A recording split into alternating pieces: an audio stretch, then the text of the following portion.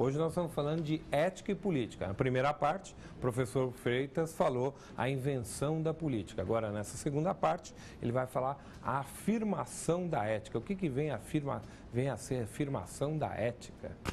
A afirmação da ética na política nos remete a uma noção importante, que eu falei de passagem no bloco anterior e que eu preciso voltar, que é a ideia de Estado. Ou seja, assim como a ideia de política, existe no senso comum disseminada a percepção, a convicção, a crença de que o Estado existiu sempre, de que tinha Estado na antiguidade, de que tem Estado na modernidade, que tem Estado na época contemporânea e que o Estado será possivelmente, digamos, algo que nos acompanhará até o fim dos tempos. Na verdade, o Estado é uma formação social histórica bastante singular. Ela nasce no Ocidente, essa formação, nasce basicamente no Ocidente, nasce, ao contrário também do que se imagina, não nasceu laico, né? Ele nasceu católico, protestante, anglicano, mas não foi laico. O Estado não nasceu democrático também, ao contrário do que muitas vezes imaginamos, ou nasceu na luta pela democracia, muito ao contrário. O Estado nasce absolutista, nasce no poder totalitário. No poder do tirano, né? Que não era a essa altura exatamente um déspota, mas era um tirano. Uma questão importante realçar é que a história da modernidade e a história da ética política a partir da modernidade tem sido, em grande parte, balizada pela luta no sentido de restringir os poderes do Estado, de restringir os poderes, sobretudo, que o soberano exerce por intermédio do Estado.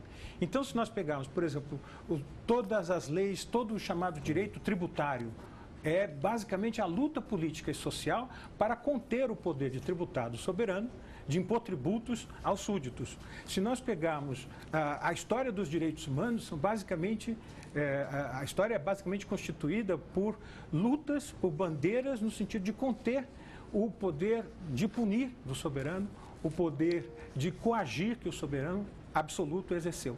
Portanto, o Estado é uma figura muito importante na intersecção entre política e ética na modernidade. Bom, basicamente, eu acho que, começando agora diretamente a tratar de ética, é comum, é frequente e é bem-vindo um pouco tentar distinguir a ideia de ética com a ideia de moral. Moral reúne ou expressa a reunião, o conjunto de valores que um determinado grupo social, uma determinada comunidade partilham. Então, para a identificação, para o estudo da moral, em geral, nós temos uma linha de investigação no campo da sociologia e da antropologia. Quem estuda moral, estuda do seu ponto de vista de analisar como se organizam, como se hierarquizam, como se produzem e reproduzem os valores de cada comunidade em cada momento da sua história. A ética A moral varia, né? A moral varia de local. E de tempo em tempo. A ética também, mas a distinção é que a moral diz respeito ao conjunto de valores que, num dado momento, ou ao longo da sua história, as comunidades, os grupos sociais partilham, né? Ou seja, que valores são comungados por essas sociedades. Portanto, o estudo da moral é, nesse sentido, essencialmente um estudo sociológico, um estudo antropológico. Já o estudo da ética, diferentemente, busca identificar exatamente não como o homem age em função dos seus valores, mas como ele deve agir em função dos seus valores. Bem, falando de ética, nós temos duas apropriações para essa noção, para essa palavra ética. Nós temos uma apropriação de senso comum, que é a ideia de que ético é o comportamento moralmente validado.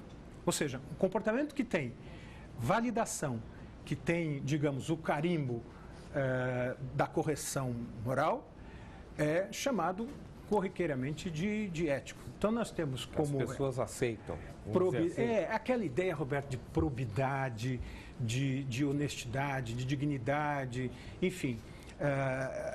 O que expressa, basicamente, um exemplo. Você encontra uma carteira de dinheiro. Eticamente, você se comporta na medida em que você devolve a carteira do dinheiro para o seu dono, você entrega para o dono e não se apropria daquilo que você sabe que não é seu.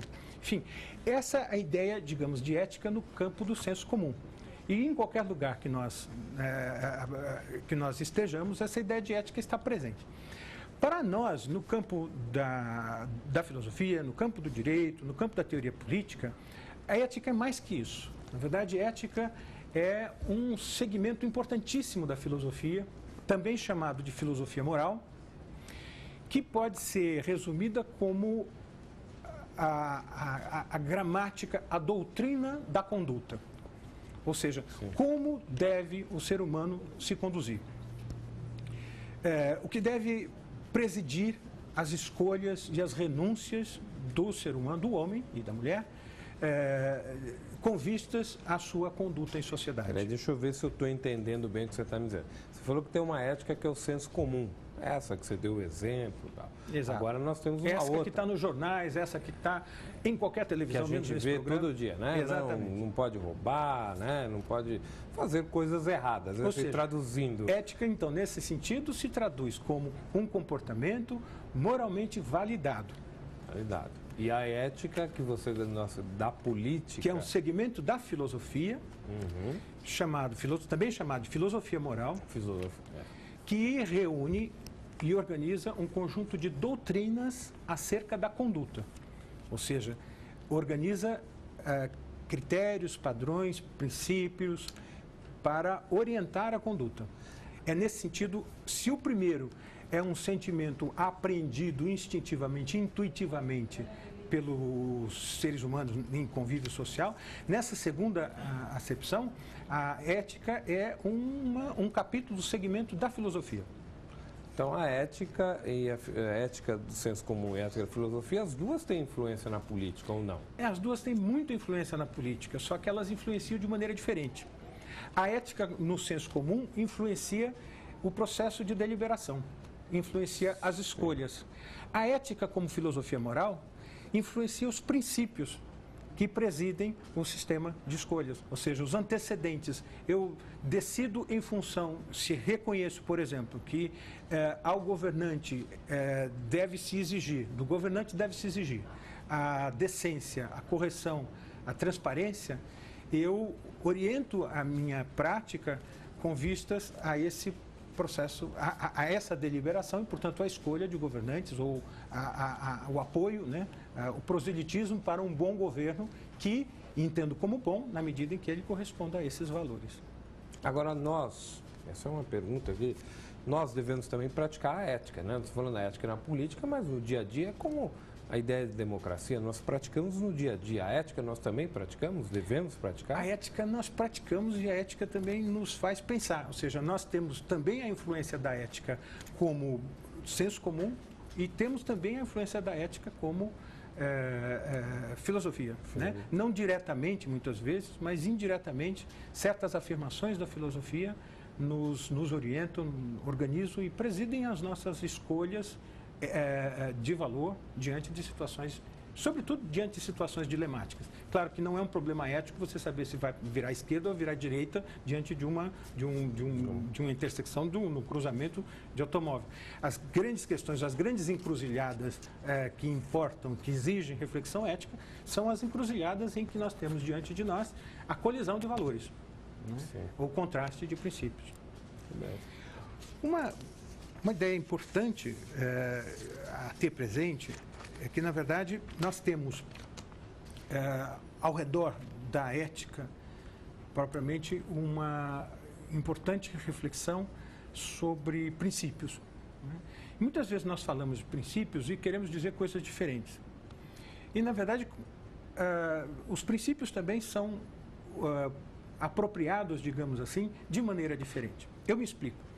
Você pode falar em princípios como sendo o conjunto de fundamentos de um determinado saber, ou seja, os princípios da física, os princípios da matemática, são os fundamentos daquele saber. Em geral, os princípios, com essa acepção, são orientados para aquele que exerce o saber, ou seja, para o matemático, para o físico, os princípios do direito para o intérprete do direito, os princípios da religião para a religião, para o religioso. E nós temos uma segunda apropriação da ideia de princípios que tem sido cada vez mais frequente. É para isso que eu queria, de algum modo, pedir a atenção de vocês.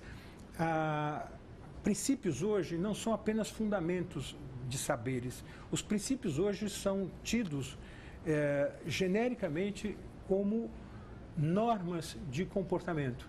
E, nesse sentido, ele se dirige não apenas aos matemáticos, físicos, ele se dirige a nós, a Roberto, a Antônio, enfim.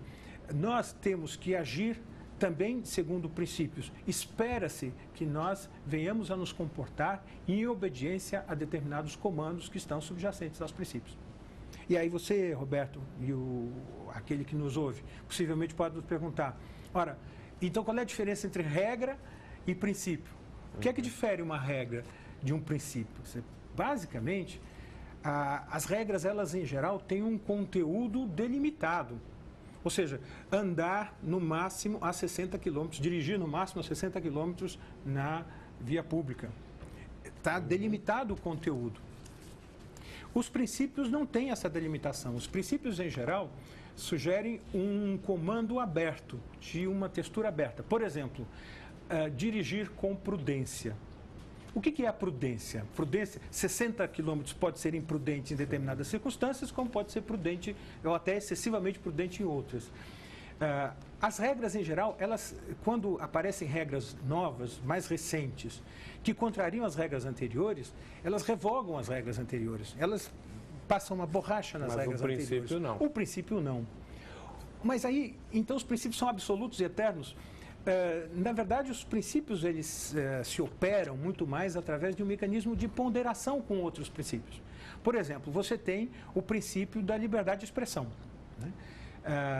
É um princípio importante, um princípio central na democracia e um princípio estruturante da ética política na modernidade. Muito bem, essa liberdade de expressão, entretanto, tem que ser respeitada, né? O princípio entendido como esse mandamento de otimização tem que ser respeitada até as últimas consequências, ou seja, até o momento em que ela não comece, ou ele, o princípio da liberdade de expressão, não comece a contrariar outros princípios importantes, como, por exemplo, do respeito à privacidade, como, por exemplo, do respeito à honra e assim sucessivamente. Então, os princípios não se revogam, os princípios coexistem num processo de tensão, tensão constante e tensão que permite, portanto, decisões voltadas muito mais a situações éticas concretas do que a regras abstratas e genéricas, como em geral as regras o são. Eu queria agora... Você vai ver onde você vai estar aí, mas eu só queria entender. Então, os princípios que estão mais ligados à questão da ética... Ou as regras, a regra não está, com certeza, né? Porque a regra ela muda. Né? Na verdade, a ética ingressa na regra no processo de elaboração. Ou seja, uma regra deve ser, o que se espera, uma regra deve ser moral. Uma lei deve ser moral.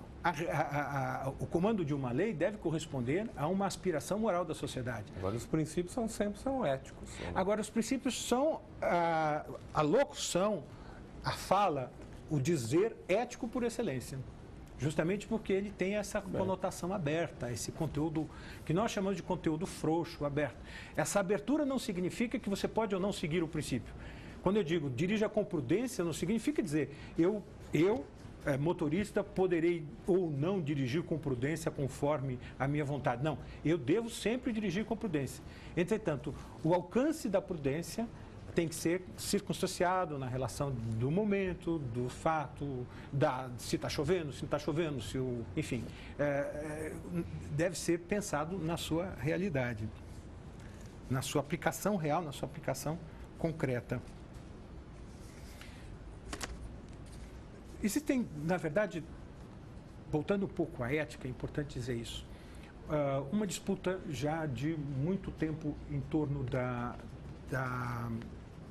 das correntes, digamos, de filosofia moral. Existe uma família de filósofos que nós chamamos de filósofos dos fins, da ética dos fins. Basicamente, esses filósofos advogam um modelo, uma concepção de filosofia moral portanto, uma concepção de doutrina da conduta, baseado na ideia de que o homem deve agir para reproduzir aqueles fins que esses filósofos reconhecem como sendo da essência humana.